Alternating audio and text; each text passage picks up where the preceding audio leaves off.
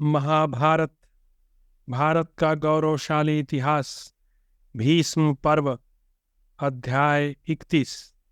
श्रीमद् भगवत गीता, अध्याय 7। ज्ञान विज्ञान, भगवान की व्यापकता, अन्य देवताओं की उपासना एवं भगवान को प्रभाव सहित न जानने वाले की निंदा और जानने वाले की महिमा का कथन।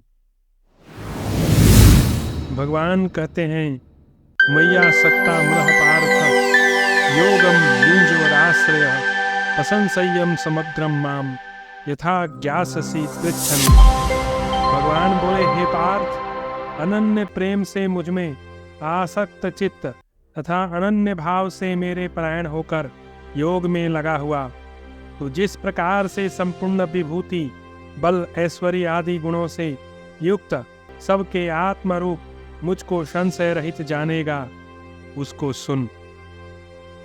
मैं तेरे लिए इस विज्ञान सहित तत्व ज्ञान को संपूर्णता कहूँगा, जिसको जानकर संसार में फिर और कुछ भी जानने योग्य शेष नहीं रह जाता। हजारों मनुष्यों में कोई एक मेरी प्राप्ति के लिए प्रयत्न करता है, और उन यत्न करने वाले योगियों में भी कोई एक मेरे परायण होकर मुझको तत्व से अर्थात यथार्थ रूप से जान पाता है। पृथ्वी, जल, वायु, अग्नि, आकाश, मन, बुद्धि, अहंकार भी इस प्रकार या 8 प्रकार से विभाजित मेरी प्रकृति है। यह 8 प्रकार के भेदों वाली तो अपरा अर्थात मेरी जड़ प्रकृति है। और हे महाबाहो, इससे दूसरी को, जिससे यह संपूर्ण जगत धारण किया जाता है, मेरी जीव रूपा परा अर्थात चेतन प्रकृति जान।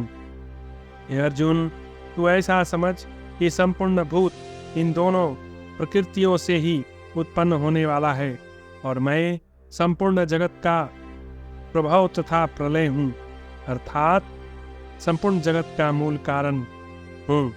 हे धनंजय, मुझसे भिन्न दूसरा कोई भी परम कारण नहीं। यह संपूर्ण जगत सूत्र में मणियों के सदृश मुझ में गुथा हुआ है। मत्तः परत्रम नान्यात् किंचिदस्ति धनंजय, मयि सर्वमिदं प्रोक्तम सूत्रे मणिगणा इव। हे अर्जुन, मैं जल में रस हूँ, चंद्रमा और सूर्य में प्रकाश हूँ, संपूर्ण वेदों में ओंकार हूँ, आकाश में शब्द और पुरुषों में पुरुषत्व हूँ। मैं पृथ्वी में पवित्र गंध और अग्नि में तेज हूँ तथा संपूर्ण भूतों में उनका जीवन हूँ और तपस्वियों में तप हूँ। हे अर्जुन, तू संपूर्ण भूतों का सनातन बीज मुझको ही जान। मैं बुद्धिमानों की बुद्धि और तपस्वियों का तेज हूँ। हे भरतश्रेष्ठ, मैं बलवानों का आसक्ति और कामनाओं से रहित बल अर्थात सामर्थ्य हूँ, और सब भूतों में धर्म के अनुकूल अर्थात शास्त्र के अनुकूल काम हूँ। बलम बलवाता हम चाहम काम राग विवर्जितम, धर्म विरुद्धो भूतेषु कामो अस्मि भरतर्षभ। और भी जो सत्वगुण से उत्पन्न होने वाले भाव हैं, और जो रजोगुण से तथा तमोगुण से होने वाले भाव हैं, उन सब को तू मुझसे ही होने वाला है ऐसा जान। परंतु वास्तव में उनमें मैं और वे मुझ में नहीं हैं। गुणों के कार्य रूप सात्विक, राजस, तामस, इन तीनों प्रकार के भावों से यह सब संसार प्राणी समुदाय मोहित हो रहा है। इसलिए इन तीनों गुणों से परे मुझ अविनाशी को नहीं जानता, क्योंकि यह अलौकिक अर्थात अति अद्भुत त्रिगुणमयी मेरी माया बड़ी दुस्तर है। परंतु जो पुरुष केवल मुझको ही निरंतर भजते हैं, वे इस माया का उल्लंघन कर जाते हैं, अर्थात संसार से तर जाते हैं। देवी ऐसा गुणमयी मम माया दुरत्या मामेव जे प्रपद्यन्ते माया में ताम तरन्ति ते। न मा दुष्कृतिनो मूढ़ा प्रपद्यन्ते नराधमा माया अपहृत ज्ञाना सुरम भावमाश्रिता। माया के द्वारा जिनका ज्ञान हरा जा चुका है, ऐसे असुर भाव को धारण किए हुए मनुष्यों में नीच दूषित कर्म करने वाले मूढ़ लोग मुझको नहीं भजते। किंतु हे भरतवंशियों में श्रेष्ठ अर्जुन, उत्तम कर्म करने वाले अर्थार्थी आर्थ जिज्ञासु और ज्ञानी, ऐसे 4 प्रकार के भक्तजन मुझको भजते हैं। उनमें नित्य मुझ में एक ही भाव से स्थित अनन्य प्रेम भक्ति वाला ज्ञानी भक्त अति उत्तम है, क्योंकि मुझको तत्व से जानने वाले ज्ञानी को मैं अत्यंत प्रिय हूँ और वह ज्ञानी मुझे अत्यंत प्रिय है। ये सभी उदार हैं, परंतु ज्ञानी तो साक्षात मेरा स्वरूप ही है, ऐसा मेरा मत है, क्योंकि वह मदगत मन बुद्धि वाला ज्ञानी भक्त अति उत्तम गति स्वरूप मुझ में ही अच्छी प्रकार स्थित है। बहुत जन्मों के अंत के जन्म में तत्व ज्ञान को प्राप्त पुरुष सब कुछ वासुदेव है, इस प्रकार मुझको भजता है। वह महात्मा अत्यंत दुर्लभ है। उन भोगों की कामना द्वारा जिसका ज्ञान हरा जा चुका है, वे लोग अपने स्वभाव से प्रेरित होकर उस नियम को धारण करके अन्य देवताओं को भजते हैं, पूजते हैं। जो सकाम भक्ता जिस जिस देवता के स्वरूप को श्रद्धा से पूजना चाहता है, उस भक्त की श्रद्धा को मैं देवता के प्रति स्थिर करता हूँ। वह पुरुष उस श्रद्धा से युक्त होकर उस देवता का पूजन करता है और उस देवता से मेरे द्वारा ही विधान किए हुए उन इच्छित भोगों को निसंदेह प्राप्त करता है।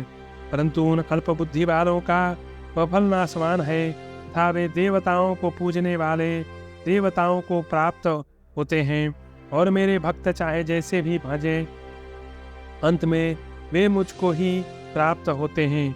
अंतवतु फलम तेषां तद्भवति अल्पमेधासां देवान जो देवजयन्ति मद्भक्तायन्ति मामपि।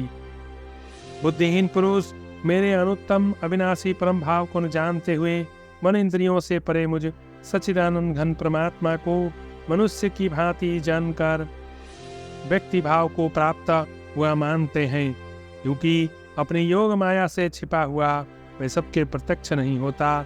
इसलिए यह अज्ञानी जन समुदाय मुझ जन्म रहित अविनाशी परमेश्वर को नहीं जानता, अर्थात मुझको जन्मने मरने वाला समझता है।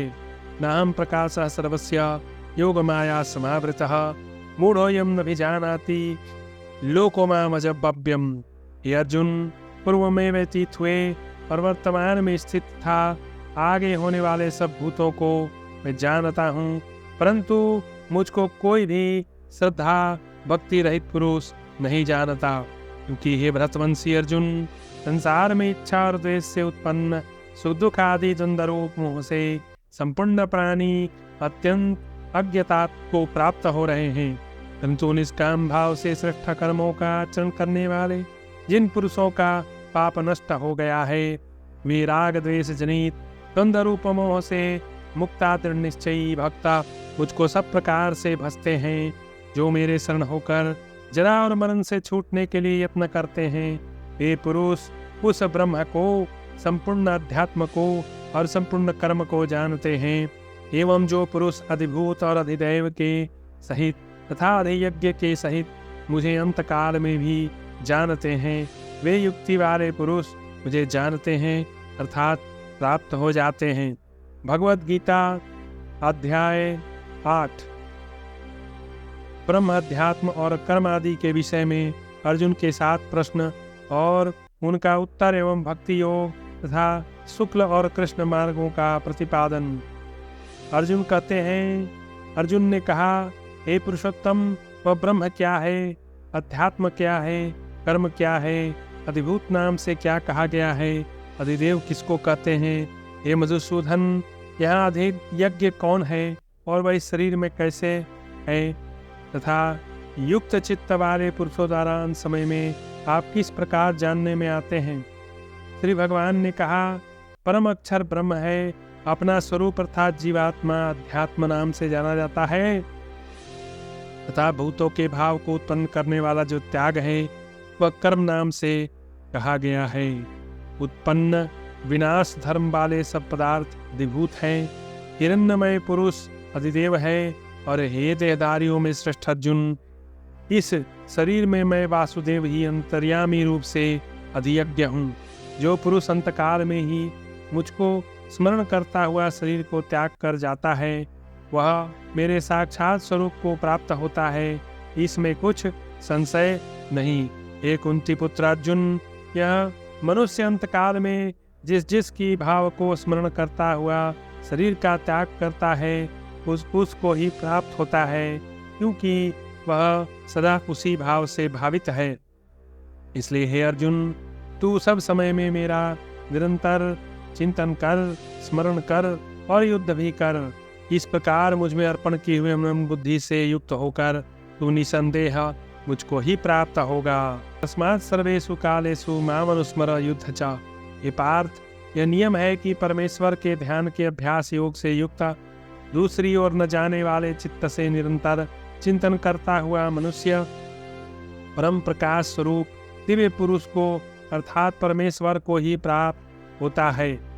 जो पुरुष सर्वज्ञानादि सबके नियंता, सूक्ष्म से भी अति सूक्ष्म, सबके धारण पोषण करने वाले अचिंत स्वरूप सूर्य के सदृश नित्य चेतन प्रकाश रूप और अविद्या से अति परे शुद्ध सच्चिदानंद घन परमेश्वर का स्मरण करता है, वह भक्ति युक्त पुरुष अंत काल में भी योग बल से भ्रिकुटी के मध्य से प्राण को अच्छी तरह स्थापित करके फिर निश्चल मन से स्मरण करता हुआ उस दिव्य स्वरूप परम पुरुष परमात्मा को ही प्राप्त होता है।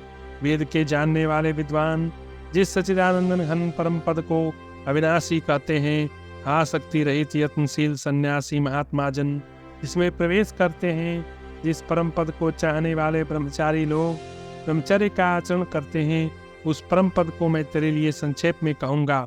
सब इंद्रियों के द्वारों को रोककर तथा मन को हृदय में स्थिर करके फिर उस जीते हुए मन के द्वारा प्राण को मस्तक में स्थापित करके परमात्म संबंधी योग धारणा में स्थित होकर जो पुरुष ओंकार उस एक अक्षर रूप ब्रह्म को उच्चारण करता हुआ और उसके अर्थ स्वरूप मुझ निर्गुण ब्रह्म का चिंतन करता हुआ शरीर को त्याग कर जाता है, वह पुरुष परम गति को प्राप्त होता है।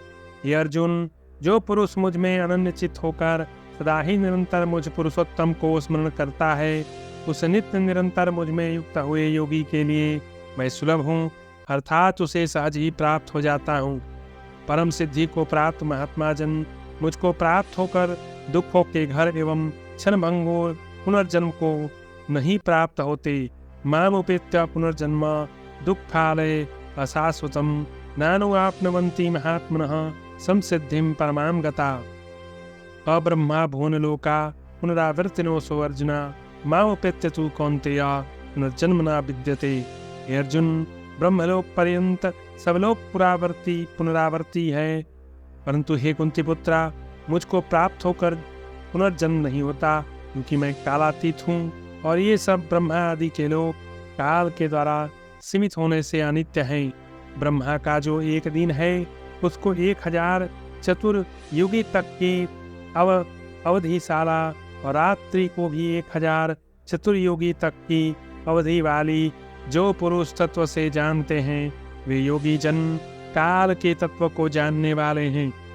संपूर्ण चराचर भूतगण ब्रह्मा के दिन के प्रवेश काल में अव्यक्त से अर्थात ब्रह्मा के सूक्ष्म शरीर से उत्पन्न होते हैं और ब्रह्मा की रात्रि के प्रवेश काल में उस अव्यक्त नामक ब्रह्मा के सूक्ष्म शरीर में ही लीन हो जाते हैं।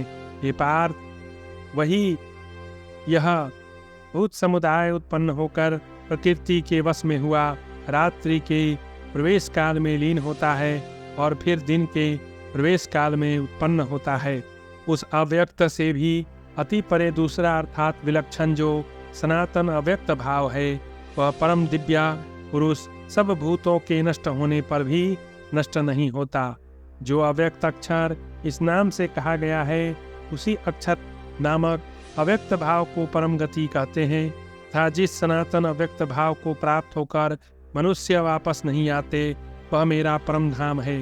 हे पार्थ, जिस परमात्मा के अंतर्गत सर्वभूत है और जिस सच्चिदानंद घन परमात्मा से यह सब जगत परिपूर्ण है, वह सनातन अव्यक्त परम पुरुष तो अनन्य भक्ति से ही प्राप्त होता है।